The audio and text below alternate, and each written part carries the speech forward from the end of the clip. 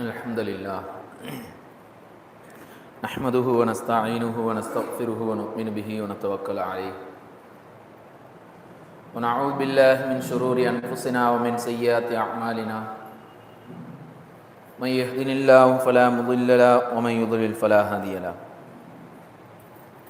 وأشهد أن لا إله إلا الله وأشهد أن محمدا عبده ورسوله أما بعد فقد قال الله تعالى في القرآن العظيم والفرقان المجيد أعوذ بالله من الشيطان الرجيم بسم الله الرحمن الرحيم يا أيها الناس اتقوا ربكم الذي خلقكم من نفس واحدة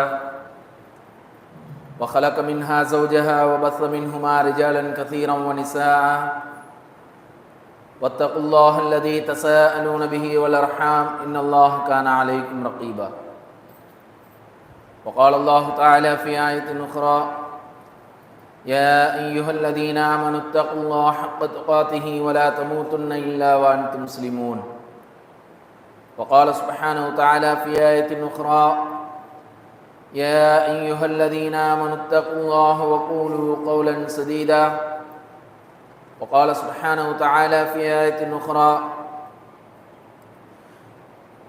إنهم كانوا يسارعون في الخيرات ويدعوننا إلى رغبا ورهبا وكانوا لنا خاشعين اللهم صل على محمد وعلى آل محمد كما صليت على إبراهيم وعلى آل إبراهيم إنك حميد مجيد اللهم بارك على محمد وعلى آل محمد كما باركت على إبراهيم وعلى آل إبراهيم إنك حميد مجيد فإن أصدق الحديث كتاب الله وخير الحديث حديث محمد صلى الله عليه وسلم وشر الأمور محدثاتها وكل محدثة بدعة وكل بدعة ضلالة وكل ضلالة في النار أيها الإخوة في الله أوصيكم إياي أولا بتقوى الله அன்பிற்கினிய அல்லாஹ் நல்லடியார்களே,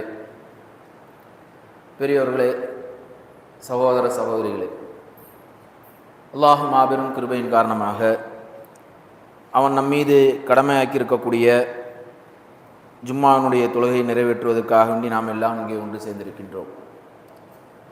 முதலாவதாக, இறைவனுடைய நாட்டம் இல்லாமல் இந்த உலகத்தில் எந்த மனிதனாலும் எந்த ஒரு காரியத்தையும் செய்ய முடியாது என்பதை நான் இன்றைக்கு உணர்ந்த ஒரு தருணம் இது. ஏனென்றால், இந்த ஜும்மாவுக்கு வர்றதுக்காக வேண்டி என்னுடைய வீட்டில் இருந்து சரியாக 9 மணிக்கு நான் இறங்கினேன்.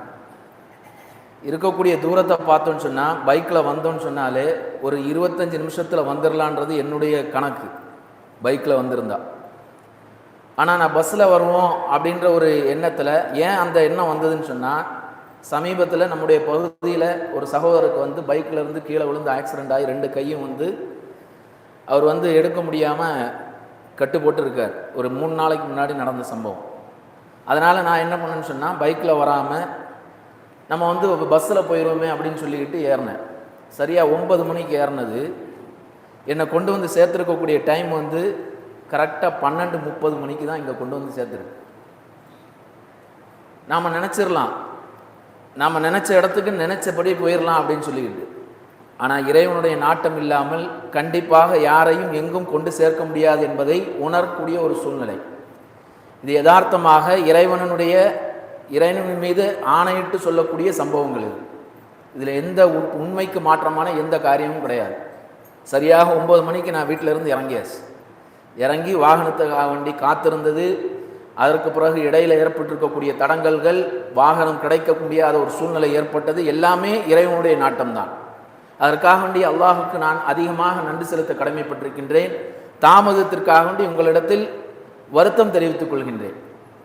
அன்பிற்கினிய அல்லாஹ் நல்லடியார்களே, நாம் இன்னைக்கு பார்க்க இருக்கக்கூடிய விஷயம் என்னவென்று சொன்னால், சொர்க்கத்தை நோக்கி என்ற ஒரு தலைப்பின் கீழ் ஒரு சில விஷயங்களை மட்டும் நான் பார்க்க இருக்கின்றோம். ஏகத்துவத்தை ஏற்றுக்கொண்ட ஒரு காலகட்டத்திற்கு முன்னால், சுமார் ஒரு 15-20 ஆண்டுகளுக்கு முன்னால்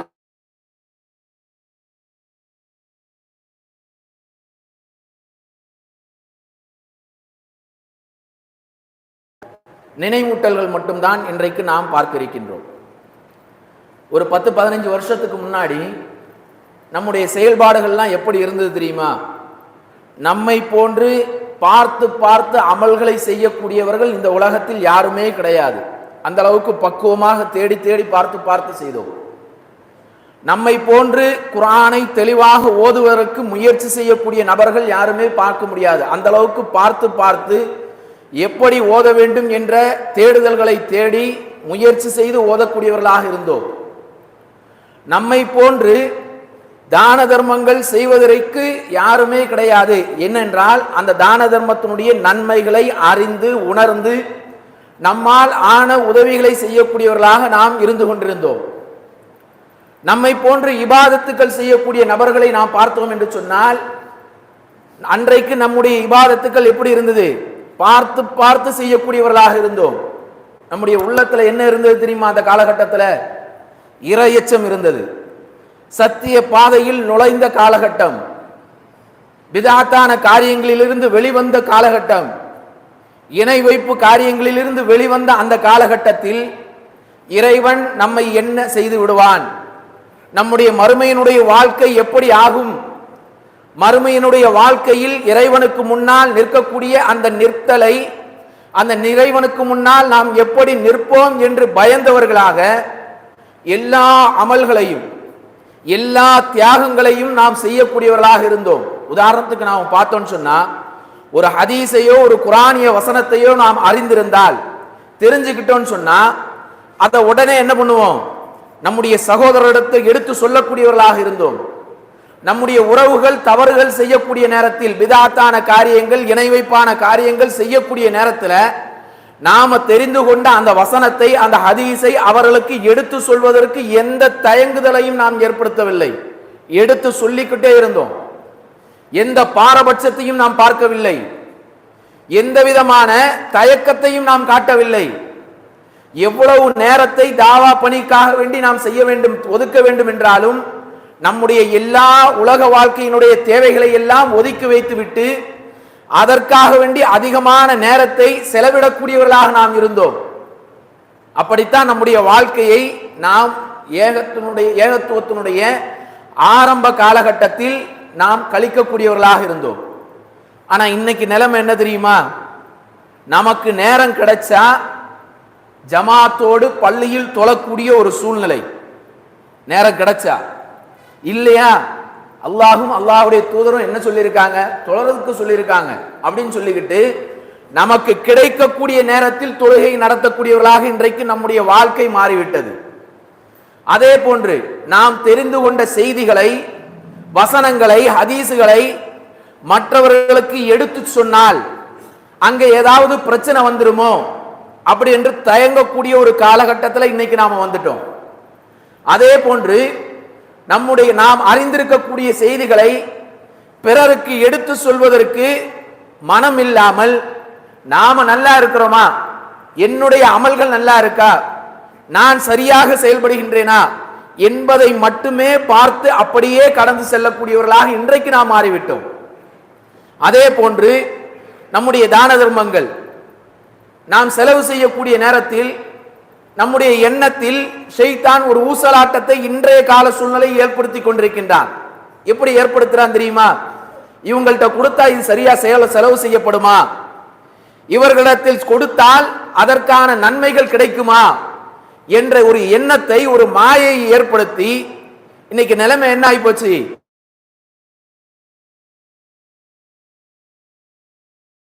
ஆட்டத்தை ஷைத்தான் இன்றைக்கு ஏற்படுத்தி விட்டான். இது இந்த காலகட்டத்தில் நம்முடைய வாழ்க்கை நேர் மாற்றமாக இருக்கக்கூடிய ஒரு சூழ்நிலை. இது நம்முடைய பகுதியில் மட்டும் கிடையாது, எல்லா பகுதிகளிலும் எல்லா பள்ளிவாசல் நிர்வாகிகளும் சொல்லக்கூடிய மிக வேதனைக்குரிய விஷயங்கள் இது.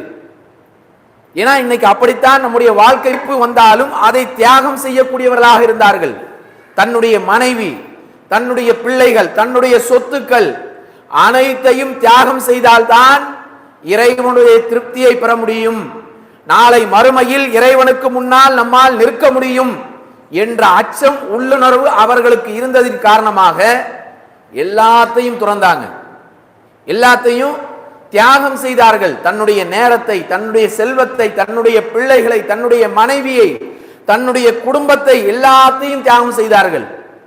இதை எல்லாவற்றையும் நம்முடைய வாழ்க்கையில நாம என்ன பண்ணோம்? தியாகம் செய்யக்கூடியவர்களாகத்தான் இருந்தோம். ஆனா இன்னைக்கு நிலைமை அப்படி இல்லை. நம்முடைய நிலைமை இன்னைக்கு எப்படி இருக்கு தெரியுமா?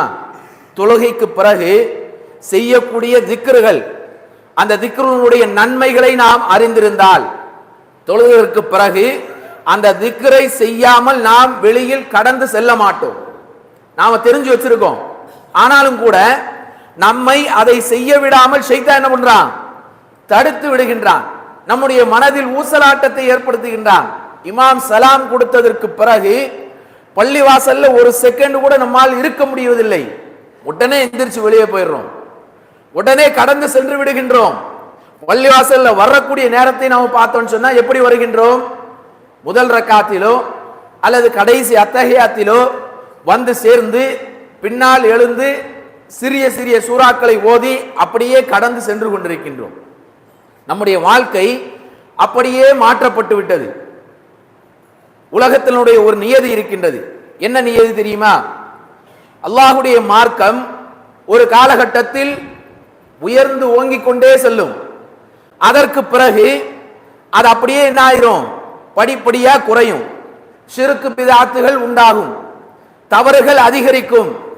பிறகு ஒரு காலகட்டம் வரும், மக்கள் எல்லாம் திரும்பவும் புத்துணர்ச்சி பெறுவார்கள். இப்படித்தான் ஆரம்ப காலகட்டத்திலிருந்து, ஆதம் அலைஹிஸ்ஸலாம் அவருடைய காலகட்டத்திலிருந்து கடைசி நபி முகமது நபி ஸல்லல்லாஹு அலைஹி வஸல்லம் அவருடைய காலகட்டம் முதல் நம்முடைய காலகட்டம் வரை இப்படித்தான் நடந்து கொண்டே இருக்கின்றது. இப்ப நாம எப்படிப்பட்ட காலத்தில் இருக்கோம் தெரியுமா? நாம நம்முடைய தௌஹீது பிரச்சாரத்தை, ஏகத்துவ பிரச்சாரத்தை வெளியில் சொல்ல முடியாத ஒரு சூழ்நிலையில் நாம இருந்துகிட்டு இருக்கோம். வெளியில சொல்ல முடியாத ஒரு சூழ்நிலையில் இருந்துகிட்டு இருக்கோம்.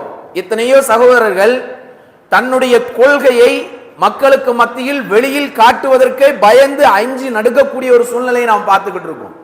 இப்படிப்பட்ட நிலையில் நாம் இருந்தோம் என்று சொன்னால், நாளை மறுமையில் இறைவனுக்கு முன்னால் நிற்பதை அஞ்சக்கூடியவர்களாக நாம் இருக்க வேண்டும். அந்த பயம் நம்முடைய உள்ளத்தில் இருந்தது என்று சொன்னால், நம்முடைய நேரத்தை, நம்முடைய பொருளாதாரத்தை, எல்லாவற்றையும் இறைவனுடைய பாதையில் தியாகம் செய்யக்கூடியவர்களாக நாம் மாறுவோம். அதிகமாக நம்முடைய வாழ்க்கையை மறுமையினுடைய வாழ்க்கைக்காக நாம் தியாகம் செய்யக்கூடியவர்களாக இருப்போம். இன்னைக்கு நிலைமை என்ன? உலகத்தினுடைய ஆசாபாசங்கள், உலகத்தினுடைய மாயைகள் நம்முடைய உள்ளத்தை மயக்கியதின் காரணமாக அதன் பக்கமே சென்று கொண்டிருக்கின்றோம், அதன் பக்கமே போய்கிட்டு இருக்கோம். அல்லாஹ் ரப்பல் சுப்ஹானஹு வ தஆலா தன்னுடைய திருமறையில சொல்லி காட்டுகின்றான், வஸாரிஉ இலா மக்ஃபிரத்தின் மிர் ரப்பிக்கும், உங்களுடைய இறைவனுடைய மன்னிப்பின் பக்கம், உங்களுடைய இறைவனுடைய மன்னிப்பின் பக்கம் நீங்கள் விரைந்து வாருங்கள் என்று அல்லாஹ் ரப்பல் சுப்ஹானஹு வ தஆலா சொல்லி காட்டுகின்றான். வேறொரு வசனத்துல சொல்லி காட்டுகின்ற பொழுது, ஃபஸ்தபிகுல் கைராத், நீங்க என்ன பண்ணுங்க? நன்மையான விஷயங்களில் ஒருவருக்கொருவர் போட்டி போட்டுக் கொள்ளுங்கள். ஆனா இன்னைக்கு நம்முடைய வாழ்க்கையில எதுல போட்டி போடுறோம்? யோசிச்சு பாருங்க. உலக விஷயத்துல நம்முடைய அண்டை வீட்டுக்காரன் ஒரு தரத்தில் இருந்து விட்டான் என்று சொன்னால் அவனை விட மேல போகணும் அப்படின்ற அதுல போட்டி போடுறோம். அவன் மீது பொறாமைப்படுவதில் போட்டி போடுகின்றோம். அவனை எப்படி மோசடி செய்து அவனை வீழ்த்துவது என்பதில் போட்டி போடுகின்றோம். ஆனால் இறைவன் நமக்கு கட்டளையிடக்கூடிய விஷயம் என்ன? நன்மையான விஷயங்களில், நன்மையான விஷயங்களில் நீங்கள் போட்டி போடுங்கள் என்பதாக அல்லாஹ் ரப்பல் சுப்ஹானஹு வ தஆலா தன்னுடைய திருமறையிலே சொல்லி காட்டுகின்றான். இன்னைக்கு நம்முடைய நிலைமை என்ன? நன்மையினுடைய விஷயத்துல இறை அச்சம் இல்லாமல், இறை பயபக்தி இல்லாமல் நாம கொண்ட கொள்கையை மறைத்து கொள்ளக்கூடிய ஒரு சூழ்நிலையை நாம் பார்த்துக்கிட்டு இருக்கோம். அன்பிற்கினி அல்லாஹ் நல்லடியார்களே, அல்லாஹுடைய தூதருடைய காலகட்டத்தில் கொள்கைக்காக வேண்டி சஹாபாக்களுடைய வாழ்க்கையில் அவர்கள் கொண்ட அந்த கொள்கைக்காக வேண்டி அவர்கள் யார் தவறு செய்தாலும் சரி அந்த தவறை சுட்டி காட்டுவதில் எந்த தயக்கத்தையும் காட்டியது கிடையாது. ஒரே ஒரு சம்பவத்தை சொல்லி காட்டுகின்றேன் பாருங்கள். உமர் ரலியல்லாஹு அன்ஹு அவர்கள் எப்படிப்பட்டவர்கள் என்று சொன்னால், அல்லாஹுடைய தூதர் ஸல்லல்லாஹு அலைஹி வஸல்லம் அவர்களுக்கு வழிகாட்டியதனுடைய அடிப்படையில் திருமறையினுடைய வசனங்களை, ஹதீஸ்களை அவர்கள் புரிந்ததனுடைய அடிப்படையில் அவருடைய வாழ்க்கையை நடத்தி கொண்டிருக்கின்றார்கள். நபியினுடைய சபையில அமர்ந்துகிட்டு இருக்காங்க. அப்படி அமர்ந்துகிட்டு இருக்கக்கூடிய சமயத்துல ரசூலுல்லாஹி ஸல்லல்லாஹு அலைஹி வஸல்லம் இடத்துல ஒரு செய்தி சொல்லப்படுகின்றது. என்ன செய்தி? அப்துல்லா இப்னு உபை என்று சொல்லப்படக்கூடிய ஒரு முனாஃபிக் மரணித்து விடுகின்றார். அவருடைய மரணத்திற்காக வேண்டி அவருடைய மகன் அப்துல்லா அவர்கள் என்ன சொல்றாங்க, யா ரசூலல்லாஹ், என்னுடைய தந்தைக்காக வேண்டி நீங்க என்ன பண்ணுங்க, ஆடை, உங்களுடைய ஒரு ஆடையை தாருங்கள், அதுல நாங்க என்ன பண்றோம், அவரை தஃபன் செய்து விடுகின்றோம், அதுல அவங்கள கஃபன் செய்து விடுகின்றோம், அதற்கு பிறகு அவருக்காக வேண்டி நீங்க தொலைவீங்க அப்படின்னு சொல்லிக்கிட்டு சொல்றாங்க. உடனே ரசூலுல்லாஹி ஸல்லல்லாஹு அலைஹி வஸல்லம் அவர்கள் எந்திரிக்கிறாங்க. எதற்காக வேண்டி? அந்த முனாஃபிக்குக்காக வேண்டி. எல்லா மக்களுக்கும் பட்டவர்த்தமாக தெரிகின்றது, இறந்தவர் நயவஞ்சகர், இஸ்லாத்திற்காக வேண்டி மிகப்பெரிய மோசடிகளை எல்லாம் செய்திருக்கின்றார் என்பது எல்லாருக்குமே தெரியும். தெரிந்ததற்கு பிறகும் அவருடைய மகன் இஸ்லாத்தை ஏற்றுக்கொண்டு அவர் சொன்னதற்காக வேண்டி ரசூலுல்லாஹி ஸல்லல்லாஹு அலைஹி வஸல்லம் அவர்கள் எந்திரித்து சென்று அவருக்கு தொலை வைப்பதற்காக வேண்டி முயற்சிக்கின்றார்கள். முயலக்கூடிய நேரத்தில் சஹாபாக்கள்லாம் அப்படியே உட்கார்ந்துகிட்டு இருக்காங்க. உமர் ரலியல்லாஹு அன்ஹு அவர்கள் என்ன பண்றாங்க தெரியுமா? ரசூலுல்லாஹி ஸல்லல்லாஹு அலைஹி வஸல்லம் அவருடைய ஆடையை பிடித்து இழுக்கின்றார்கள். இழுத்து சொல்றாங்க, உங்களுக்கு அவருக்கு தொலை வைப்பதற்கு எந்த அனுமதியும் கிடையாது, நீங்க என்ன பண்ணக்கூடாது, அவருக்கு நீங்க என்ன பண்ணக்கூடாது, தொலை வைக்க கூடாது அப்படின்னு சொல்லி ரசூலுல்லாஹி ஸல்லல்லாஹு அலைஹி வஸல்லம் அவர்களை உமர் ரலியல்லாஹு அன்ஹு அவர்கள் தடுக்கின்றார்கள். எதற்காக வேண்டி? அல்லாஹ் ரப்பு சுப்ஹானஹு வ தஆலா தன்னுடைய திருமறையில சொல்லி காட்டுகின்றான், நயவஞ்சகர்களுக்காக வேண்டி, இறை மறுப்பாளர்களுக்காக வேண்டி நீங்கள் பிரார்த்தனை செய்யக்கூடாது என்ற வசனத்தினுடைய அடிப்படையில் ரசூலுல்லாஹி ஸல்லல்லாஹு அலைஹி வஸல்லம் அவர்களை உமர் ரலியல்லாஹு அன்ஹு என்ன பண்றாங்க, தடுக்கின்றார்கள். தடுக்கக்கூடிய நேரத்தில் ரசூலுல்லாஹி ஸல்லல்லாஹு அலைஹி வஸல்லம் அவர்கள் சொல்லி காட்டுகின்றார்கள், எனக்கென்று அல்லாஹ் ரப்பு சுப்ஹானஹு வ தஆலா ஒரு ஹீரத், தேர்ந்தெடுக்கக்கூடிய ஒரு உரிமை எனக்கு தந்திருக்கான். அந்த அடிப்படையில் அவருக்காக வேண்டி நான் தொலை வைப்பதும் தொலை வைக்காமல் இருப்பதும் என்னுடைய உரிமை. ஏன் அப்படின்னு சொல்றாங்கன்னு சொன்னா, ரசூலுல்லாஹி ஸல்லல்லாஹு அலைஹி வஸல்லம் அவர்கள் சூரத்துல் முனாஃபிகூன்ல வரக்கூடிய வசனத்தை ஓதி காட்டுகின்றார்கள். என்ன வசனம்? அவர்களுக்காக வேண்டி நீங்கள் பாவ மன்னிப்பு தேடினாலும், 70 தடவைகள் நீங்கள் பாவ மன்னிப்பு தேடினாலும் நான் மன்னிக்க மாட்டேன் என்று சொல்லப்படக்கூடிய அந்த வசனத்தை, அந்த 70 தடவைக்கு மேல நான் அவர்களுக்காக வேண்டி பாவ மன்னிப்பு தேடினால் அல்லாஹ் மன்னிப்பான் அப்படின்ற அந்த எண்ணத்துல நான் என்ன பண்ணுவேன், செய்வேன் அப்படின்னு சொல்லிக்கிட்டு சொல்றாங்க. அப்படி சொன்ன உடனே சிறிது நேரத்துக்கு பிறகு இறைவனிடத்திலிருந்து வஹி வருகின்றது. என்ன வஹி? லா தகும் ஃபீஹி அபதா, இவர்களுக்காக வேண்டி நீங்க என்ன பண்ணாதீங்க, எந்த பிரார்த்தனையும் நீங்கள் செய்யாதீர்கள் என்று ஒரு வசனத்தையே அல்லாஹ் இறக்குகின்றான். யோசிச்சு பாருங்க. அந்த இடத்துல ரசூலுல்லாஹி ஸல்லல்லாஹு அலைஹி வஸல்லம் அவர்கள் செய்யக்கூடிய காரியத்தை தான் பெற்ற கல்வியின் மூலமாக உமர் ரலியல்லாஹு அன்ஹு என்ன பண்றாங்க, தடுக்கக்கூடியவர்களாக இருக்கின்றார்கள். யாரு எவரெல்லாம் பார்க்கல, யாரு எவரெல்லாம் பார்க்கல. ஆனா இன்னைக்கு நம்முடைய நிலைமை என்ன தெரியுமா? நாம செய்யக்கூடிய காரியத்தில் நம்முடைய சகோதரர்களோ, நம்முடைய உறவுகளோ, நம்முடைய குடும்பத்தார்களோ ஒரு தவறை செய்துவிட்டால் அந்த தவறை எடுத்து சொல்வதற்கு நாம் தயாராக இல்லை. அந்த தவறை எடுத்து சொல்வதற்கு தயாராக இல்லை, பயப்படுறோம். நம்முடைய சொந்தங்கள் பிரிந்து விடுமோ, நம்முடைய உறவுகள் பிரிந்து விடுமோ, நம்முடைய நட்புகள் முறிந்து விடுமோ என்று பயப்படக்கூடிய ஒரு சூழ்நிலையை நாம் பார்க்கிறோம். ஆனால் அந்த இடத்துல நாம பார்க்க வேண்டிய விஷயம் என்ன தெரியுமா? வலிமன் காஃப மகாம ரப்பிஹி ஜன்னதான், நாளை மறுமையில இறைவனுக்கு முன்னால் நிற்பதை அஞ்சி இந்த உலகத்தில் நாம என்ன பண்ணணும், நாம கொண்டிருக்கக்கூடிய கொள்கையை எடுத்து மக்களுக்கு சொல்லக்கூடியவர்களாக இருக்க வேண்டும். அதற்காக வேண்டி என்ன தியாகத்தை செய்ய வேண்டும் என்றாலும் அந்த தியாகத்தை செய்யக்கூடியவர்களாக நாம் இருக்க வேண்டும். நம்முடைய நேரமாக இருந்தாலும் சரி, நம்முடைய பொருளாதாரமாக இருந்தாலும் சரி, நம்முடைய உடல் உழைப்புகளாக இருந்தாலும் சரி, அதற்காக வேண்டி நாம் என்ன பண்ணணும், நாம் தியாகம் செய்யக்கூடியவர்களாக இருக்க வேண்டும். ஆனா இன்னைக்கு நம்முடைய நிலைமை எப்படி இருக்கு? அதெல்லாம் முற்றிலும் மாற்றமாக இருந்து கொண்டிருக்கின்றது. நம்முடைய கொள்கையை நாம் விட்டு கொடுக்கக்கூடியவர்களாக இருந்து இருக்கின்றோம். அல்லாஹ் ரப்பு சுப்ஹானஹு வ தஆலா தன்னுடைய திருமறையில சொல்லி காட்டுகின்றார், அவர்கள் எப்படிப்பட்டவர் என்று சொன்னால், யுசாரிஊன ஃபில் கைராத், நன்மையான விஷயங்களில் விரைந்து செல்லக்கூடியவர்களாக இருப்பார்கள். வயதுஊனனா ரகபன் வரஹபா, அவர்கள் ஆர்வத்தோடும் அச்சத்தோடும் நம்மிடத்தில் பிரார்த்தனை செய்யக்கூடியவர்களாக இருப்பார்கள். இறைவனிடத்தில் பிரார்த்தனை செய்யக்கூடிய நேரத்தில் கூட ஆசையோடும் ஆர்வத்தோடும் பிரார்த்தனை செய்ய வேண்டும். இன்னைக்கு நம்முடைய நிலைமை எப்படி இருக்கு? ஆர்வம் இல்லாமல் ஆசை இல்லாமல் ஏதோ தொழுதோம், ஏதோ கேட்கணும் அப்படின்றதுக்காக வேண்டி சில பிரார்த்தனைகளை டக்குன்னு ஓதுறோம், எந்திரிச்சு போய்கிட்டே இருக்கு. நம்முடைய பிரார்த்தனை எப்படி இருக்கணும்? யோசிச்சு பாருங்களேன், நம்முடைய பிரார்த்தனை எப்படி இருக்குது? இன்னைக்கு ஒரு மனிதன்கிட்ட போய் நாம பேசுறோம், ஒரு அதிகாரிகிட்ட போய் நாம பேசுறோம்னு வச்சுங்களேன், அந்த அதிகாரிகிட்ட போய் பேசக்கூடிய நேரத்தில் நாம அவரை பார்க்காம நின்றுகிட்டு எங்கேயோ பார்த்து பேசுறோம், அவரை கண்டுக்கவே இல்லை. நம்முடைய தேவைகளை அவர்கிட்ட சொல்றோம்னு வச்சுங்களேன், அவர் என்ன பண்ணுவாரு? அதற்கு மதிப்பு கொடுப்பாரா? சாதாரண மனிதனே அதற்கு மதிப்பளிக்க மாட்டான். நாம என்ன பண்றோம்? இறைவனிடத்துல பிரார்த்தனை செய்யும் போது கையை இப்படி வச்சுக்கிட்டு பிரார்த்தனை செய்யறோம், அதுல மாற்று கருத்தே கிடையாது. ஆனால் நம்முடைய உள்ளத்துல என்ன எங்க இருக்கு தெரியுமா? நம்முடைய வீட்டில் இருக்கும். எப்பண்டா நம்ம போகணும், அங்க போன என்ன காரியத்தை செய்யணும், நம்முடைய வியாபார ஸ்தலத்துல என்ன செய்ய வேண்டியிருக்கு, யார் யார் கொண்டு வர வேண்டியிருக்கு, யார் யாருக்கு நம்ம கொடுக்கணும், இது போன்ற சிந்தனையோடு நம்முடைய பிரார்த்தனைகள் எல்லாம் இருக்கின்றது. இபாதத்து விஷயத்திலேயும் நாம் எப்படி இருக்கோம்? பலகீனமாக இருந்து கொண்டிருக்கின்றோம். இறைவனிடத்தில் பிரார்த்தனை செய்யக்கூடிய விஷயத்திலும் பலகீனமாக இருந்து கொண்டிருக்கின்றோம். ஆனால் நமக்கு முன்னர் வாழ்ந்த மக்களுடைய வாழ்க்கையை நம்ம எடுத்து பார்த்தோம்னு சொன்னா, அவருடைய இபாதத்தினுடைய விஷயமாக இருந்தாலும் சரி, கொள்கையினுடைய விஷயமாக இருந்தாலும் சரி, யாருக்கும் எதற்கும் பயந்ததாக வரலாறுகளே கிடையாது, செய்திகளே கிடையாது.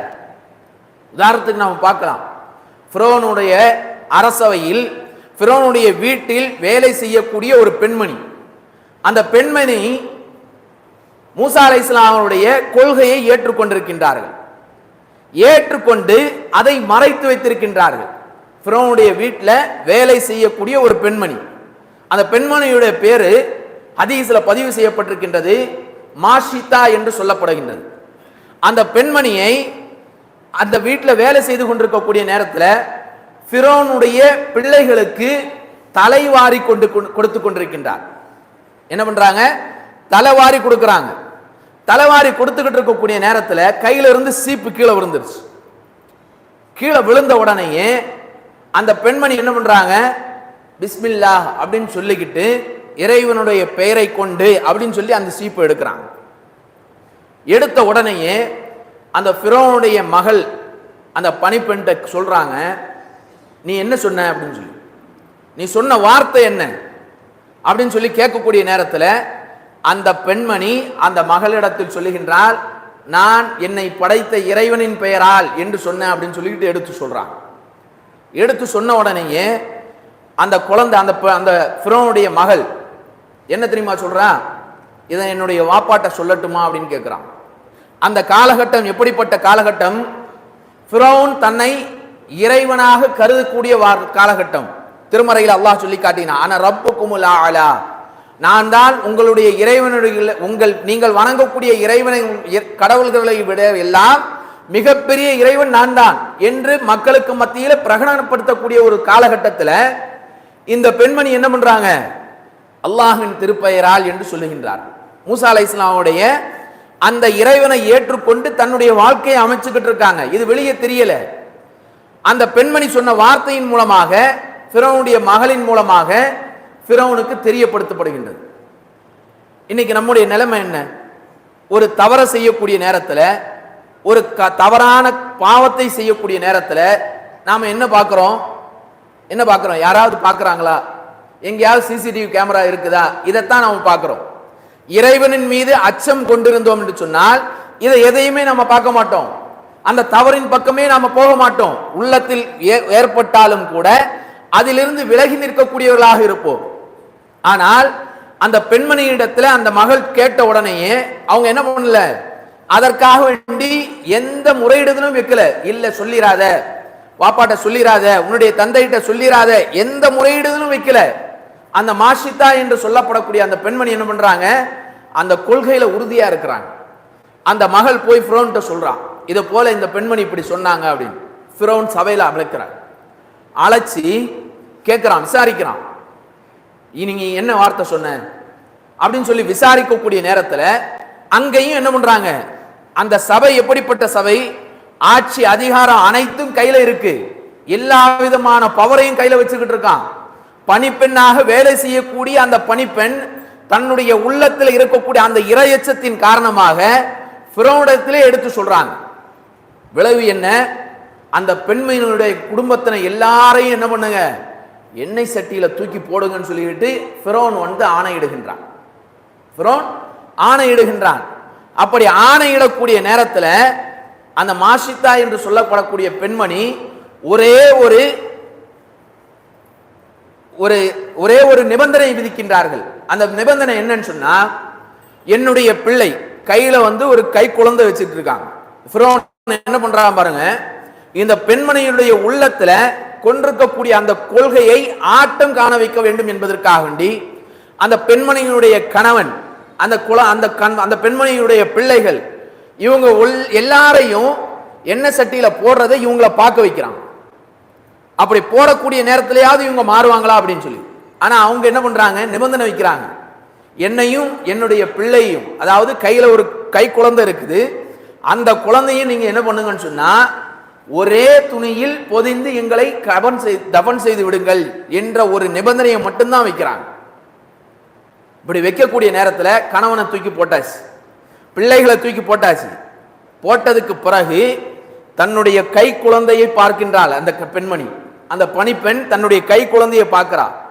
கை குழந்தையை பார்த்த உடனேயே அந்த கை குழந்தை பேசியதாக ஹதீஸ்கள்ல பதிவு செய்யப்படுகின்றது. அந்த கை குழந்தை சொன்ன வார்த்தை என்ன தெரியுமா, இந்த வேதனையை மறுமையில அல்லாஹ் கொடுக்கக்கூடிய வேதனையை விட இந்த வேதனையெல்லாம் பெருசே கிடையாது என்று அந்த குழந்தை தன்னுடைய தாய்க்கு ஆறுதல் சொன்னதாக ஹதீஸ்ல பதிவு செய்யப்படுகின்றது. யோசிச்சு பாருங்க, அந்த பெண்மணி தன்னுடைய இரையச்சத்தின் காரணமாக அவர்கள் கொண்ட கொள்கையை எப்பேற்பட்ட ஆணவம் கொண்ட அரசனுக்கு முன்னாலும் அதிகாரம் கொண்ட அரசனுக்கு முன்னாலும் விட்டு கொடுக்காமல் அந்த கொள்கைக்காக வேண்டி தன்னுடைய கணவன், தன்னுடைய பிள்ளைகள், கை குழந்தை எல்லாவற்றையும் தன்னையும் தியாகம் செய்யக்கூடியவர்களாக இருந்தார். இன்னைக்கு அப்படிப்பட்ட எந்த நிலைமையும் நமக்கு கிடையாது. அப்படிப்பட்ட எந்த நிலைமையும் நமக்கு கிடையாது. சுகபோகமாக வாழ்ந்து கொண்டிருக்கின்றோம். நம்முடைய வீடுகளில் பார்த்தா தெரியும், நாம் பயன்படுத்தக்கூடிய டாய்லெட்டினுடைய பகுதியை அதை பார்த்தாலே நாம எவ்வளவு சுகபோகமா இருக்கோம்னு தெரியும். ஏன், அதில் பொருத்தப்பட்டிருக்கக்கூடிய ஷவர், அதில் பொருத்தப்பட்டிருக்கக்கூடிய அந்த டாய்லெட், இது எல்லாம் அதுல பொருத்தப்பட்டிருக்கக்கூடிய கல் எல்லாத்தையும் நம்ம பார்த்தோம்னு சொன்னாலே நாம எந்த அளவுக்கு சுகபோகமாக வாழ்ந்து கொண்டிருக்கின்றோம் என்பதை நாம் சிந்திக்கக்கூடிய ஒரு வாய்ப்பை அல்லாஹ் நமக்கு தந்திருக்கான். இவர்கள் பட்ட கஷ்டத்தை போன்றோ துன்பத்தை போன்றோ நாம எதையுமே சிந்திக்கல, எதையுமே நாம பார்க்கல. ஆனாலும் கூட நம்முடைய உள்ளத்துல என்ன இருக்கு தெரியுமா, நமக்கு மத்தியில ஒருவர் தவறு செய்து விட்டார் என்று சொன்னால் அந்த தவறை எடுத்து சொல்றோம். இல்ல யாராவது தர்பியா வகுப்புகள்ல கலந்துக்குங்களேன், ஏன் இப்படி நேரத்தை வேஸ்ட் பண்றீங்க அப்படின்னு நம்ம அவங்கள்ட்ட சொன்னா சில நபர்கள் சொல்லக்கூடிய வார்த்தை என்ன தெரியுமா, என்னுடைய கபருக்கு நான் பதில் சொல்லிக் கொள்வேன், நாம் பார்த்துக்கலாம். அல்லாஹ்விடத்தில் சொல்லக்கூடிய வார்த்தைகளை இறை பணியில் தாவா பணியில் இருக்கக்கூடிய மக்களுக்கு தெரியும். பல நபர்கள் அப்படித்தான் சொல்லுகின்றார்கள். நல்லா யோசிச்சு பாருங்க, சஹாபாக்கள், ரசூலுல்லாஹி ஸல்லல்லாஹு அலைஹி வஸல்லம் அவர்களை பின்பற்றிய வாழ்ந்த சஹாபாக்கள், சஹாபிய பெண்மணிகள், அவர்களுக்கு முன் வாழ்ந்த மக்கள், அவர்களுக்கு முன்னர் வாழ்ந்த நபிமார்கள் யாருமே இந்த வார்த்தைகளை சொல்லல. நம்முடைய வாழ்க்கையை விட அதிக பயபக்தி உடையவர்களாக, இரையச்சம் கொண்டவர்களாக, அதிகமாக இறைவனிடத்தில் தௌபா செய்யக்கூடியவர்களாக இருந்திருக்கின்றார்கள். அப்படி வாழ்ந்த அந்த மக்கள் கூட எங்கேயுமே இந்த வார்த்தையை பயன்படுத்தினதாக நாம எங்கேயுமே பார்க்க முடியாது, ஒரு செய்தியை கொண்டு வர முடியாது. ஆனா நம்ம வாயை திறந்தா அடிக்கடி சொல்லக்கூடிய வார்த்தை என்ன, என்னுடைய வாழ்க்கையை நான் பார்த்துக்குவேன், என்னுடைய வாழ்க்கையை, மறுமையினுடைய வாழ்க்கையை நான் பார்த்துக் கொள்வேன் என்று சொல்லக்கூடியவர்களாக நாம் இருந்து கொண்டிருக்கின்றோம். யோசிச்சு பாருங்க, நம்முடைய வாழ்க்கை என்ன ஆகும்?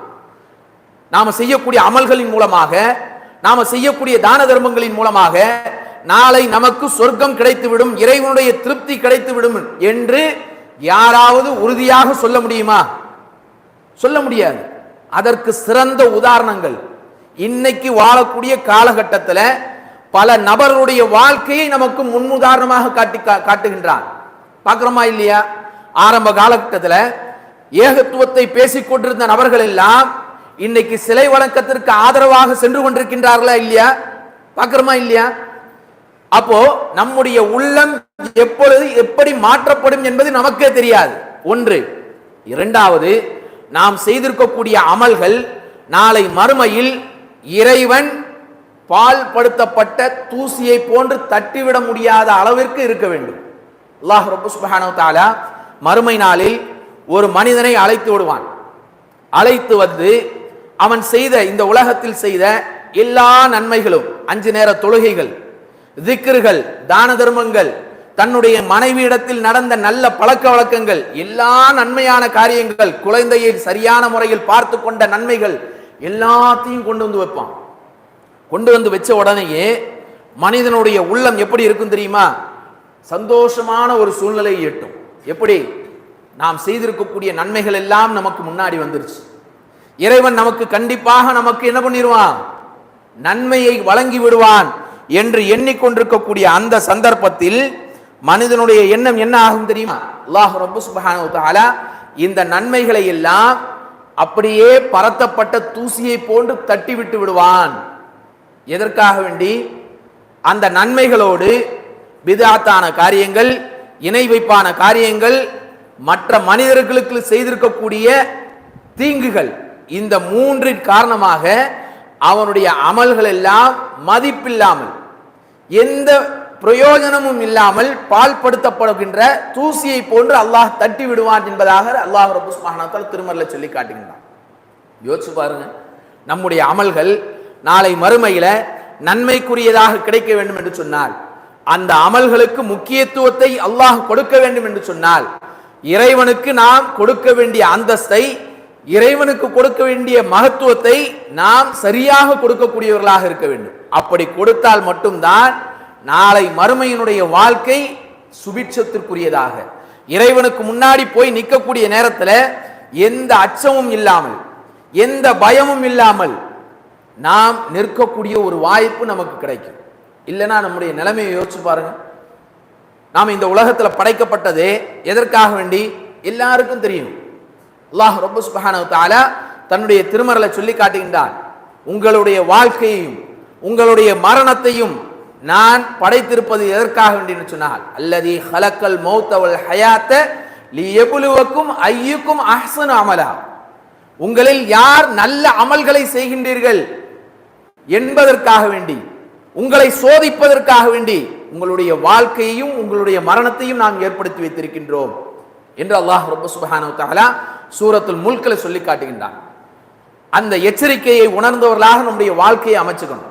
இன்னைக்கு நம்ம பார்க்கிறோம், இளைஞர்களை பார்த்தோம்னு சொன்னா அவர்கள் எதற்காக வேண்டி இந்த உலகத்துல வாழ்றோமே என்ற சிந்தனை இல்லாமல் மிக மோசமான ஒரு சூழ்நிலையை பின்பற்றி போகக்கூடிய வாழ்க்கையை நம்ம பார்க்கிறோம். அதிகமான இளைஞர்கள் போதை பழக்க வழக்கங்களுக்கு ஆட்படுத்தப்படக்கூடியவர்களாக, அதில் பழகக்கூடியவர்களாக இருந்து கொண்டிருக்கின்றார்கள். குறிப்பாக அதில் பார்த்தோம்னு சொன்னா, இஸ்லாமிய சமூகத்தில் இருக்கக்கூடிய இளைஞர்களை வழிகெடுக்க வேண்டும் என்று மாற்றார்கள் அதிகமாக முயற்சி செய்து கொண்டிருக்கின்றார்கள். அதுல மிகப்பெரிய முயற்சி யாருடைய முயற்சி தெரியுமா? ஷைத்தானுடைய முயற்சி. ஷைத்தான் எப்பவுமே தீமைகள் நடக்கக்கூடிய, தீமைகள் செய்யக்கூடிய மனிதரிடத்துல போக மாட்டான். யார் நன்மை செய்கின்றார்களோ, யார் நன்மையின் பக்கம் சென்று கொண்டிருக்கின்றார்களோ, யார் மறுமையை நோக்கி பயணித்துக் கொண்டிருக்கின்றார்களோ, யார் சொர்க்கத்தை நோக்கி பயணித்துக் கொண்டிருக்கின்றார்களோ அவர்களைத்தான் வழிகெடுத்து நரகத்தின் பக்கம் இவர்களை கொண்டு செல்ல வேண்டும் என்பதற்காக வேண்டி பல மாயைகளை, பல வசதி வாய்ப்புகளை ஏற்படுத்தி தருவான். அந்த வசதி வாய்ப்புகள்ல நம்முடைய இளைஞர்கள் சிக்கிவிடக்கூடாது. இந்த உலகத்தில் வாழுகின்ற பொழுது அல்லாஹ் ரப்பல் சுப்ஹானஹு வ தஆலா ஒவ்வொரு மனிதனுக்கும் ஒவ்வொரு படித்தரத்தை ஏற்படுத்தி வைத்திருக்கின்றான். நாளை மறுமையில ரசூலுல்லாஹி ஸல்லல்லாஹு அலைஹி வஸல்லம் அவர்கள் சொல்லி காட்டுகின்றார்கள், மறுமை நாளில் ஒவ்வொரு மாதமுடைய மகனுடையத்திலும் 4 கேள்விகள் கேட்கப்படும். அந்த 4 கேள்விகளுக்கு பதில் சொல்லாதவரை எவருடைய காலும் அவர்கள் நிற்கக்கூடிய இடத்திலிருந்து மாறாது என்பதாக அல்லாஹ்வுடைய தூதர் ஸல்லல்லாஹு அலைஹி வஸல்லம் அவர்கள் சொல்லி காட்டுகின்றார்கள்.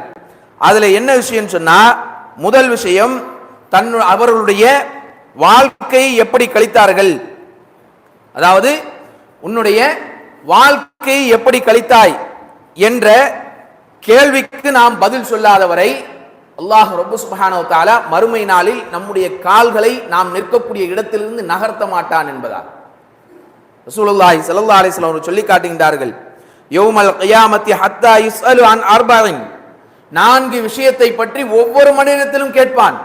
அதுல முதல் விஷயம் என்ன? வ அன் உம்ரிஹி ஃபீமா அஃப்னா, உனக்கு வழங்கப்பட்டிருக்கக்கூடிய வாழ்க்கையை எப்படி நீ இந்த உலகத்துல கழிச்ச, 10 வருஷத்துக்கு முன்னாடி நீ எப்படி வாழ்ந்த, இப்ப நீ எப்படி வாழ்ந்துகிட்டு இருக்க, எல்லாவற்றையும் அல்லாஹ் என்ன பண்ணுவான்? பட்டியலிடுவான்.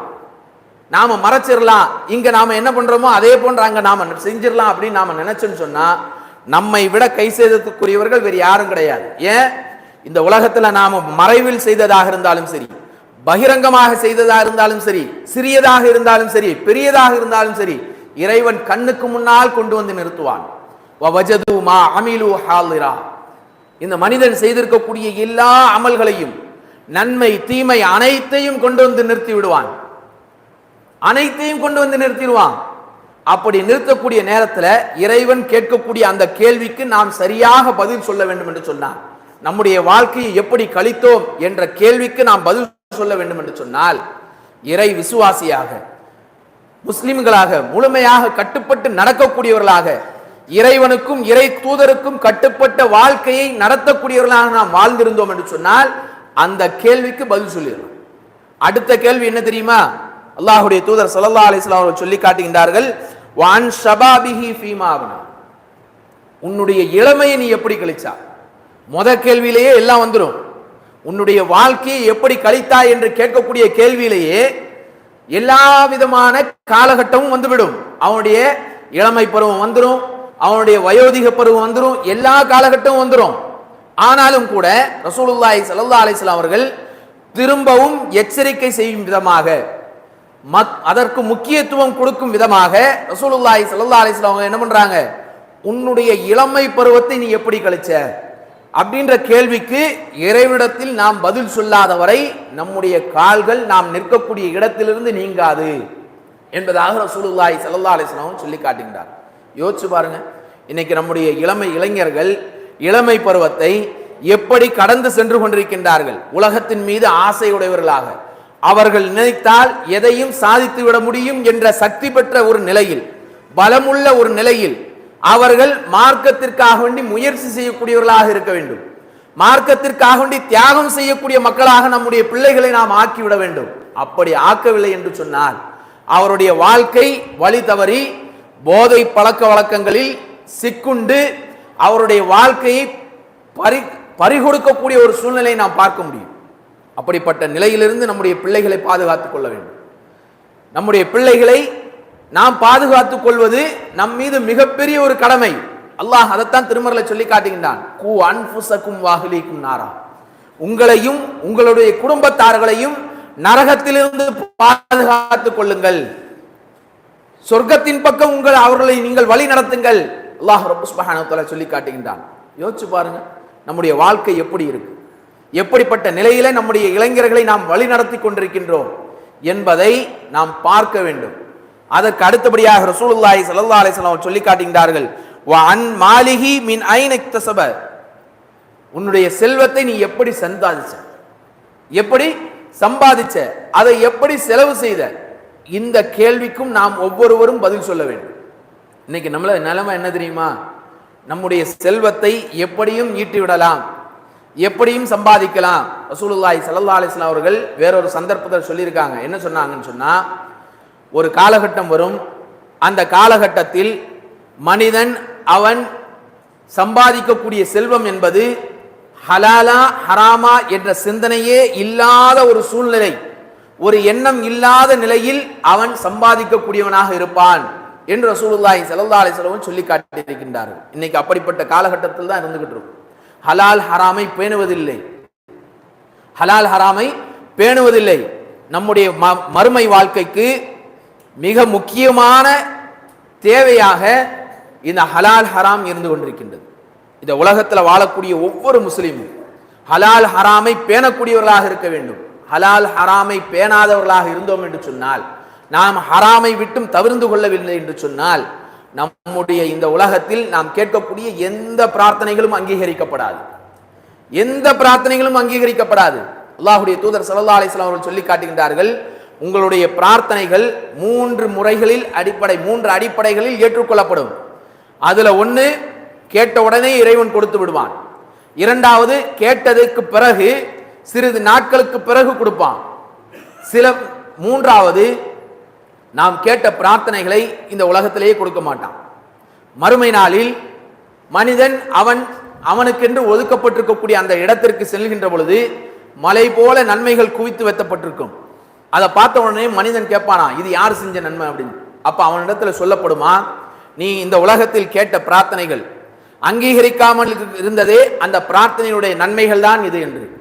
அந்த நேரத்தில் மனிதனுடைய உள்ளத்துல அவன் என்ன தெரியுமா நினைப்பான், இந்த உலகத்துல நான் கேட்டிருந்த எந்த பிரார்த்தனையும் அங்கீகரிக்காமல் இருக்க வேண்டுமே, இருந்திருந்தா நான் இங்க பெரிய நன்மைகளை சம்பாதிச்சிருக்கலாமே. ஆனா இங்க நாம என்ன யோசிக்கிறோம் தெரியுமா, எவ்வளவோ துவா செய்கிறோம், எவ்வளவோ தொழுறோம், தஹஜ்ஜத் தொழுறோம், அதிகமா பிரார்த்தனை செய்கிறோம், ஆனா அல்லாஹ் நமக்கு தர்றதில்லையே, நமக்கு எதையும் கொடுக்க மாட்டானே அப்படின்ற எண்ணத்தோடு நாம வாழ்ந்துகிட்டு இருக்கோம். அந்த எண்ணத்தை நாம மாத்திரணும். இந்த மூன்று அடிப்படைகளில் நம்முடைய பிரார்த்தனைகள் கண்டிப்பாக அங்கீகரிக்கப்படும். அப்படி அங்கீகரிக்கப்பட வேண்டும் என்று சொன்னால் முதல் விஷயம் என்னன்னு சொன்னா, ஹலால் ஹராமை பேணி இருந்தால் மட்டும்தான் அந்த மூன்று அடிப்படையில் நம்முடைய பிரார்த்தனைகள் அங்கீகரிக்கப்படும். ஹராம நாம செய்துகிட்டு நம்முடைய பிரார்த்தனைகள் நாம செஞ்சோன்னு சொன்னா கண்டிப்பாக அந்த பிரார்த்தனைகள் ஏற்றுக்கொள்ளப்படாது. இன்னைக்கு நிலைமை என்ன தெரியுமா, யதார்த்தமான நிலைமைகள். பள்ளிவாசலுக்குள்ள வரும்போது கூட போதை வஸ்துக்களை பாக்கெட்ல வச்சுக்கிட்டு மடியில வச்சுக்கிட்டு வரக்கூடிய எத்தனையோ நபர்கள் இருந்து கொண்டிருக்கின்றார்கள். வேதனைக்குரிய விஷயம். எந்த அளவுக்கு பயம் இரையச்சம் இல்லாததின் காரணமாக அதை அப்படியே கொண்டு வராங்க. அதிலும் குறிப்பாக ரமலானுடைய மாசத்துல பார்த்தோம்னு சொன்னா, நோன்பை திறந்த உடனே என்ன பண்ணிடுவாங்க, அந்த ஹராமான விஷயங்களை செய்யக்கூடியவர்களாக இருந்து கொண்டிருக்கின்றார்கள். இது எதுக்கு சொல்றேன்னு சொன்னா, போதை வஸ்துக்களில் நாம் நம்முடைய செயல்பாடுகளை செய்தோம் என்று சொன்னால் நம்முடைய உலக வாழ்க்கையும் சீர்கட்டு விடும். மக்களுக்கு மத்தியில எந்த மதிப்பும் இல்லாமல், இஸ்ஸத் இல்லாமல், கண்ணியம் இல்லாமல் இழிவை சந்திக்கக்கூடியவர்களாக நாம் மாறுவோம். நாளை மறுமையிலும் அல்லாஹ் ரப்பு சுப்ஹானஹு வ தஆலா நம்மை கண்டுகொள்ளாமல் இருக்கக்கூடிய ஒரு நிலைக்கு நாம் தள்ளப்பட்டு விடுவோம். அப்போ ஹலால் ஹராமை பேண வேண்டும் என்பது மிக முக்கியமான விஷயம். அப்ப சொர்க்கத்தை நோக்கி போகக்கூடிய பயணத்துல நாம செய்யக்கூடிய காரியங்கள், ஒன்று நம்முடைய அமல்கள். அந்த அமல்களில் இறையச்சத்தோடும் ஆர்வத்தோடும் ஆசையோடும் செய்யக்கூடியவர்களாக நாம் இருக்க வேண்டும். இரண்டாவது, ஹலால் ஹராமை பேணக்கூடியவர்களாக நாம் இருக்க வேண்டும். மூன்றாவது, நம்முடைய பிரார்த்தனைகளை இறைவனிடத்தில் ஆசையோடும் இறைவனிடத்தில் மட்டுமே கேட்கக்கூடியவர்களாக இருக்க வேண்டும். இப்படி நம்முடைய வாழ்க்கையை சொர்க்கத்தை நோக்கி உள்ள பயணங்களுக்காக வேண்டி நாம் அமைத்துக் கொள்ளக்கூடியவர்களாக இருக்க வேண்டும். அதுல மிக முக்கியமான செய்தி என்னன்னு சொன்னா, எந்த தியாகத்தையும் நாம் செய்வதற்கு தயாராக இருக்க வேண்டும். அந்த தியாகத்தை செய்வதற்குரிய தயாரெடுப்பு என்னவென்று சொன்னால், நம்முடைய உள்ளத்துல இறையச்சம் இருக்க வேண்டும். எந்த சூழ்நிலை வந்தாலும் சரி, நம்முடைய மனைவிக்கு என்ன ஆகும், நம்முடைய பிள்ளைகளுக்கு என்ன ஆகும், நம்முடைய குடும்பத்தினர்களுக்கு என்ன ஆகும், நம்முடைய உறவுகளுக்கு என்ன ஆகும் என்ற சிந்தனை நமக்கு வரக்கூடாது. நம்முடைய உள்ளத்துல என்ன இருக்கணும், இறையச்சம் மட்டுமே இருக்க வேண்டும். இவர்களுடைய பொறுப்புதாரி யாரு, அல்லாஹ். அல்லாஹ் பார்த்து கொள்வான் என்ற அந்த எண்ணம் நம்முடைய உள்ளத்துல வரணும். அப்படி வந்துருச்சுன்னு சொன்னா நாம் தான் வெற்றிக்குரியவர்கள், நாம் தான் நாளை மறுமையில் இறைவனுடைய திருப்தியை பெறக்கூடியவர்கள். அதுல எந்த மாற்று கருத்துமே கிடையாது. 23வது அத்தியாயத்தினுடைய 57, 58, 59, 60வது வசனங்கள் அல்லாஹ் ரப்பு சுப்ஹானஹு வ தஆலா இதைத்தான் சொல்லி காட்டுகின்றான். மறுமையை நோக்கிய பயணத்தில் நீங்கள் எப்படி இருக்க வேண்டும் என்று அல்லாஹ் சொல்லி காட்டுகின்றான். இன்னல்லதீன ஹும் மின் ஹஷ்யத்தி ரப்பிஹிம் முஷ்ஃபிகூன், அதாவது இறைவனின் அச்சத்தால் நடுங்குவோரும் தம் இறைவனின் வசனங்களை நம்புவோரும், வல்லதீன ஹும் பி ஆயாத்தி ரப்பிஹிம் யுமினூன் வல்லதீன ஹும் பி ரப்பிஹிம் லா யுஷ்ரிகூன் வல்லதீன யுத்தூன மா அதௌ அவ் குலூபிஹிம் வஜிலத்துன் அன்னஹும் இலா ரப்பிஹிம் ராஜிஊன் உலாயிக யுசாரிஊன ஃபில் கைராத்தி வஹும் லஹா சாபிகூன். வசனங்களை நம்புவோரும் தம் இறைவனுக்கு இணை கற்பிக்காதவர்களும் தமது இறைவனுடன் செல்லவிருப்பதை உள்ளத்தால் அஞ்சி வழங்குவோருக்கும் இவர்களே நன்மைகளில் விரைந்து செல்லக்கூடியவர்கள் நன்மைகளை இவர்களே விரைந்து அடையக்கூடியவர்கள் என்பதாக அல்லாஹ் ரப்பல் சுப்ஹானஹு வ தஆலா சொல்லி காட்டுகின்றான். ஆகவே அன்பிற்கினி அல்லாஹ் நல்லடியார்களே, நாம் இந்த உலகத்தில் வாழக்கூடிய வாழ்க்கை என்பது நிரந்தரமில்லாத ஒரு வாழ்க்கை. அந்த வாழ்க்கையில இறைவன் நமக்கு கொடுத்திருக்கக்கூடிய அந்த நியாமத்துக்களுக்கு நன்றி செலுத்தக்கூடியவர்களாக நாம் வாழ்ந்து நாளை மறுமையில் சொர்க்கத்தினுடைய பயணத்தில் எந்த தங்கு தடங்கல்களும் இல்லாமல் தடையின்றி செல்லக்கூடியவர்களாக நாம் மாற வேண்டும். அல்லாஹ் ரப்பல் சுப்ஹானஹு வ தஆலா அப்படிப்பட்ட பாக்கியவான்களாக நம் அனைவரையும் ஆக்கி அருள் புரிவானாக. ரப்பனா ஆத்தினா ஃபித் துன்யா ஹஸனா வ ஃபில் ஆখিরাতি ஹஸனத்தன் வ கினா அஸாபன்னார். யா அய்யுஹல்லதீன ஆமனு தக்குல்லாஹ வ கூலு கௌலன் சதீதா யுஸ்லிஹ் லக்கும் அஅமாலக்கும் வ யக்ஃபிர் லக்கும் ذுனூபக்கும் வ மன் யுத்திஇல்லாஹ வ ரசூலஹு ஃபக்கத் ஃபாஸ ஃபௌஸன் அஸீமா.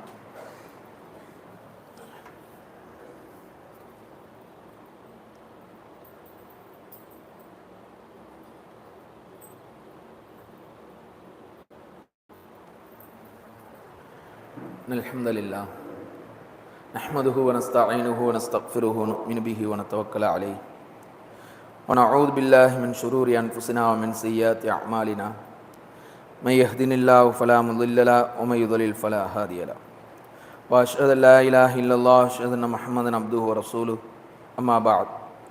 அன்பிற்கினிய அல்லாஹ் நல்லடியார்களே, அல்லாஹ் ரப்பல் சுப்ஹானஹு வ தஆலா தன்னுடைய திருமறையை சொல்லி காட்டுகின்றான்.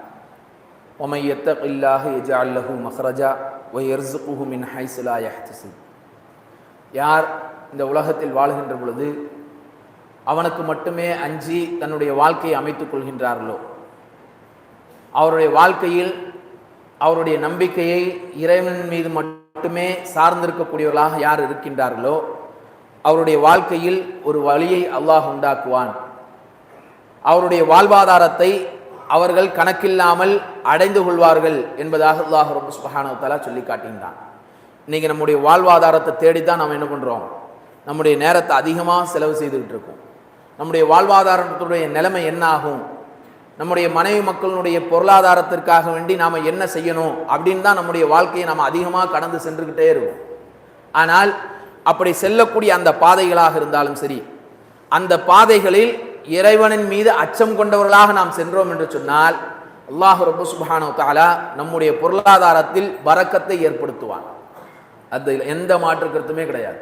நம்முடைய வியாபாரத்தில் நாம் போகும்போது அல்லாஹ்வை நினைவு கூர்ந்து ஹலாலை பேணி நாம் செய்யக்கூடியவர்களாக இருந்தோம் என்று சொன்னால், எந்த மோசடியும் இல்லாமல், எந்த பொய்யும் இல்லாமல், எந்த ஏமாற்றுதலும் இல்லாமல் இறைவனுக்கு பயந்து நாம் செய்தோம் என்று சொன்னால், வரக்கூடிய பொருளாதாரம் குறைவாக இருந்தாலும் அந்த பொருளாதாரத்தில் இறைவனுடைய பரக்கத்தை நாம் கண்டிப்பாக அடைந்து கொள்வோம். அதில் எந்த மாற்று கருத்துமே கிடையாது, எந்த மாற்று கருத்துமே கிடையாது. நமக்கு முன்னர் வாழ்ந்த சஹாபாக்களுடைய வாழ்க்கையை நம்ம எடுத்து பார்த்தோம்னு சொன்னால், மறுமைக்காக வேண்டி இந்த உலகத்தினுடைய எல்லா சுகபோகங்களையும் எல்லாவற்றையும் இழக்கக்கூடியவர்களாக இருந்தார்கள். அதற்கு மிகப்பெரிய உதாரணம் யாருன்னு சொன்னால் முஸ்அப் இப்னு உமைர் என்று சொல்லப்படக்கூடிய அந்த நபித்தோழர். அவங்க எப்படி வாழ்ந்தாங்க அப்படின்னு சொல்லி ஹதீஸ்ல பதிவு செய்யப்பட்டிருக்கு.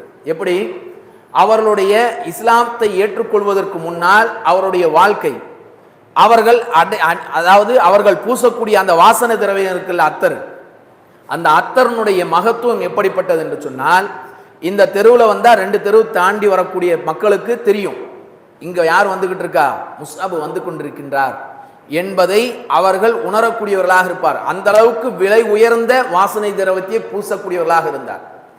ஆனால் இஸ்லாத்தை ஏற்றுக்கொண்டார் என்பதற்காக வேண்டி, நபியை ஏற்றுக்கொண்டார் என்பதற்காக வேண்டி, இறைவன் மீது நம்பிக்கை கொண்டு விட்டார் என்பதற்காக வேண்டி தன்னுடைய பெற்றோர்களால் விரட்டி எடுக்கப்படுகின்றார்கள். விளைவு என்ன, அவருடைய மரணத்தினுடைய தருவாயில் அவர்கள் கஃன் செய்யக்கூடிய அந்த துணி, காலை மூடினா தலை தெரியுது, தலையை மூடினா கால் தெரியுது. இப்படிப்பட்ட நிலையில்தான் அவருடைய மரணத்துடைய கடைசி நிலை இருந்திருக்கின்றது. ஆனால் இன்னைக்கு நம்முடைய நிலைமை அப்படியெல்லாம் கிடையவே கிடையாது. எல்லாத்தையுமே யோசிச்சு பாருங்க. அல்லாஹ் ரப்பல் சுப்ஹானஹு வ தஆலா விதவிதமாக உணவுகளை உட்கொள்ளக்கூடிய பாக்கியத்தை நமக்கு தந்திருக்கான். பார்க்குறோமா இல்லையா? சைனீஸ் என்ன அதாவது மற்ற அரேபியன் ஃபுட் என்ன, நம்முடைய தமிழ்நாட்டு உணவு என்ன, என்னெல்லாம் வெரைட்டி உண்டு எல்லாத்தையுமே நம்ம சாப்பிட்டுக்கிட்டு இருக்கோம், விதவிதமாக சாப்பிட்டுக்கிட்டு இருக்கோம். நம்முடைய வயிறு கொஞ்சம் கூட கேப் இல்லாமல் இருக்கக்கூடியவர்களாகத்தான் நாம் இருந்துகிட்டு இருக்கோம். காலையில் சாப்பிட்டா ரசூலுல்லாஹி ஸல்லல்லாஹு அலைஹி வஸல்லம் அவருடைய வாழ்க்கையை எடுத்து பார்த்தோம்னு சொன்னால், ஆயிஷா ரலியல்லாஹு அன்ஹா சொல்றாங்க, எங்களுடைய வீடுகளில் பல நாட்கள் அடுப்புகளே எரியாமல் இருந்திருக்கின்றது என்று ஹதீஸ்ல பதிவு செய்யப்பட்டிருக்கு. ஆனால் நம்முடைய வீடுகளில் அடுப்புகள் அணைக்கப்படாமலே இருந்து கொண்டிருக்கின்றது, எப்பவுமே எரிஞ்சுக்கிட்டு தான் இருக்கு. அப்படிப்பட்ட சுகபோகமான வாழ்க்கையை வாழ்ந்து கொண்டிருக்கக்கூடிய நாம் எந்த அளவுக்கு தியாகங்களை செய்ய வேண்டும், எந்த அளவுக்கு நம்முடைய நேரத்தை ஒதுக்க வேண்டும், எந்த அளவுக்கு இறைவனுக்கு நன்றி செலுத்த வேண்டும் என்பதை நாம் உணர்ந்து செயல்முறைப்படுத்தக்கூடியவர்களாக நாம் இருக்க வேண்டும். அல்லாஹ் ரப்பு சுப்ஹானஹு வ தஆலா திருமறையில் சொல்லி காட்டுகின்றான், லஇன் ஷக்கர்தும் லஅஸீதன்னகும் வலஇன் கஃபர்தும் இன் அஸாபி லஷதீத். நீங்கள் எனக்கு நன்றி செலுத்தினேன் என்று சொன்னால் நான் உங்களுக்கு வழங்கி இருக்கக்கூடிய அருட்கொடைகளை அதிகப்படுத்துவேன். அல்லாஹுடைய வாக்குறுதி. நமக்கு கொடுத்திருக்கக்கூடிய எந்த அருட்கொடையாக இருந்தாலும் சரி, செல்வத்தால் இருந்தாலும் சரி, நம்முடைய உடல் ஆரோக்கியத்திலாக இருந்தாலும் சரி, நம்முடைய மனைவி பிள்ளைகளிடத்திலாக இருந்தாலும் சரி, எந்த விஷயத்திலாக இருந்தாலும் அந்த விஷயத்தில் நாம் அடையக்கூடிய அந்த நியாமத்திற்காக வேண்டி இறைவனுக்கு நன்றி செலுத்த வேண்டும். அப்படி நன்றி செலுத்தினோம் என்று சொன்னால் அல்லாஹ் அதை அதிகப்படுத்தக்கூடியவனாக இருப்பான். வலகின் கஃபர்தும், நீங்கள் நன்றி செலுத்தாமல் புறக்கணித்தீர்கள் என்று சொன்னால் என்னுடைய வேதனை இன்ன அஸாபி லஷதீத், என்னுடைய வேதனை கடுமையானது என்பதை அல்லாஹ் எச்சரிக்கின்றான். அல்லாஹுடைய வேதனை நாம் வெறுமனே கடந்து சென்று விட முடியாது. மறுமை நாளில் போய் நின்னாத்தான் தெரியும். இறைவன் நம்முடைய வாழ்க்கையை நம்முடைய கையில தந்திருக்கான், நமக்கு பல எச்சரிக்கைகளை செய்கிறான். இப்படி இப்படி இருக்காதீங்க, இப்படிப்பட்ட நிலையில நீங்க வாழாதீங்க அப்படின்னு சொல்லி நமக்கு பல எச்சரிக்கைகளை தந்திருக்கான். அந்த எச்சரிக்கைகளை உணர்ந்து அதை பயன்படுத்தக்கூடியவர்களாக நாம் இருக்க வேண்டும். ஒரு நியாமத் நம்முடைய கையில இருக்கும்போது தெரியாது, அந்த நியாமத்தை நாம் பிரிந்து விட்டதுக்கு பிறகுதான் அதனுடைய மகத்துவம் தெரியும். இமாம் ஹசனுல் பஸ்ரி ரஹ்மத்துல்லாஹி அவர்கள் ஒரு மனிதர் இறந்ததற்கு பிறகு அடக்கம் செய்யப்பட்ட இடத்தில் நின்று கொண்டிருக்கின்றார்கள். அப்படி நின்று கொண்டிருக்கக்கூடிய நேரத்தில் அந்த இடத்துல இருந்து இன்னொரு மனிதரிடத்தில் கேட்கிறாங்க, இந்த மனிதர் அடக்கம் செய்யப்பட்டிருக்கக்கூடிய இந்த மனிதர் திரும்ப இந்த உலகத்திற்கு வரக்கூடிய ஒரு வாய்ப்பு அவருக்கு கொடுக்கப்பட்டா அவர் எப்படி நடப்பாரு அப்படின்னு சொல்லி சும்மா கேட்கிறாங்க. அந்த மனிதர் சொல்றாரு, அவர் திரும்ப வந்துட்டாருன்னு சொன்னா நல்லதை மட்டும்தான் செய்வார், நல்லதை மட்டும்தான் பேசுவார், அதிகமாக தான தர்மங்களை செய்வார் என்று அந்த மனிதர் திரும்ப அந்த இமாம் அவர்களிடத்துல சொல்றாங்க. அப்ப இமாம் அவர்கள் என்ன திரும்ப சொன்னாங்க, கண்டிப்பாக அது நடக்காது, அந்த வாய்ப்பை அவர் தவற விட்டுட்டார். ஆனால் உயிரோடு இருக்கக்கூடிய நீ, உனக்கு அந்த வாய்ப்பு உன்னுடைய கையில் இருக்கிறது. நீ என்ன பண்ணணும், எஞ்சி இருக்கக்கூடிய காலகட்டத்தில் நன்மைகளை செய்ய வேண்டும், இறைவனுக்கு நன்றி செலுத்த வேண்டும், இறைவனிடத்தில் பாவ மன்னிப்பு தேட வேண்டும், அல்லாஹுடைய பாதையில் அதிகமாக தான தர்மங்களை செய்ய வேண்டும் என்பதை அவர்கள் அந்த மனிதருக்கு எடுத்து சொல்லுகின்றார்கள். யோசிச்சு பாருங்க, எவ்வளவு பெரிய நியாமத்தோடு நாம் அமர்ந்துகிட்டு இருக்கோம், எவ்வளவு பெரிய நியாமத்தை நாம் அடைந்திருக்கின்றோம், எப்படிப்பட்ட நிலையில் இருந்து கொண்டிருக்கின்றோம் என்பதை பார்க்க வேண்டும். நம்முடைய உடலிலிருந்து ரூஹ் பிரிந்து விட்டது என்று சொன்னால் எந்த அமலையும் செய்ய முடியாது. ஆனால் நம்முடைய ரூஹ் பிரிந்ததற்கு பிறகு நமக்கு வரக்கூடிய நன்மைகளை ரசூலுல்லாஹி ஸல்லல்லாஹு அலைஹி வஸல்லம் அவர்கள் நமக்கு வழிகாட்டியிருக்கின்றார்கள். அந்த அமல்களையும் சேர்த்து செய்யக்கூடியவர்களாக நாம் மாற வேண்டும். அல்லாஹ் ரப்பு சுப்ஹானஹு வ தஆலா நமக்கு வழங்கியிருக்கக்கூடிய வாழ்க்கையில் அதிகமான நேரத்தை தாவா பணிகளுக்காக வேண்டி, அதிகமான நேரத்தை இபாதத் செய்வதற்காக வேண்டி, அதிகமான நேரத்தை அல்லாஹுவை நினைவு கூறுவதற்காக வேண்டி, இரவிலே நின்று வணங்கக்கூடியவர்களாக, இறைவனிடத்தில் பாவ மன்னிப்பு தேடக்கூடியவர்களாக அல்லாஹ் ரப்பு சுப்ஹானஹு வ தஆலா நம் அனைவரையும் ஆக்கி அருள் புரிவானாக. எதை கேட்டோமோ அதை உள்ளத்தில் பதிவு செய்து அதன் அடிப்படையில் செயல்முறைப்படுத்தக்கூடிய வாய்ப்பை அல்லாஹ் ரப்பு சுப்ஹானஹு வ தஆலா உங்களுக்கும் எனக்கும் தந்தருள் புரிவானாக. ரப்பனா லா துஸி குலூபனா பஅத இத் ஹதைதனா வ ஹப் லனா மின் லதுன்க ரஹ்மா இன்னக அன்தல் வஹ்ஹாப். இன்னல்லாஹ யஅமுரு பில் அத்லி வல் இஹ்சான் வ ஈதாஇ தில் குர்பா வ யன்ஹா அனில் ஃபஹ்ஷாஇ வல் முன்கர் வல் பகி யஇதுக்கும் லஅல்லக்கும் ததக்கருன் வ லذிக்ருல்லாஹி